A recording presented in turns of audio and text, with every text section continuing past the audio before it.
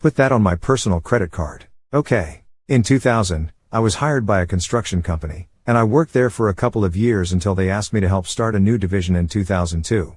The owners and the general manager were the ones who approached me with this offer, but the general manager seemed to have a problem with me from the get-go. He would make little comments that were demeaning and flippant towards me, which made me feel uneasy. Fast forward to when we got the new division up and running. I suggested that we start a web presence, but the general manager dismissed my idea and told me to do what I wanted since it was my division. My division had a separate business name, and when I purchased the domain name, I realized that the mothership had no web presence. I registered several permutations of their business name and mine so that they couldn't be taken out from under them. When I asked the general manager for a check from the main company to pay for the domain names, he once again brushed me off and told me to expense it like anything else.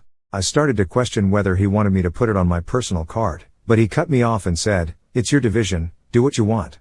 By 2004, my division was running at a 44% profit margin, which equated to $750,000 a year. I had already paid back all the startup and setup costs within the first 6 months of its existence.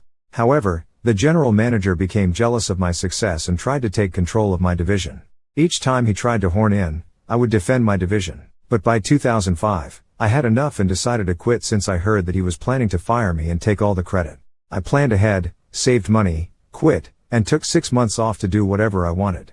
About a year later, I noticed a charge on my credit card for my former company's domain names, and it turned out that they were all registered to me. 3 years after I left, the bookkeeper from the old company called me, asking me to return their call. It turns out that they had finally decided to build a web presence and had spent a lot of money on it.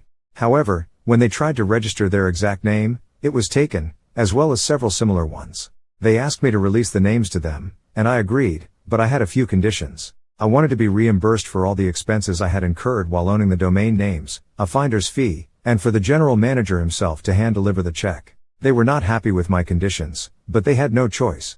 When the general manager showed up to hand me the check, he was angry and demanded that I immediately transfer the names to them. I told him that I would do it after the check cleared and reminded him that he had yelled at me to put the domain names on my credit card.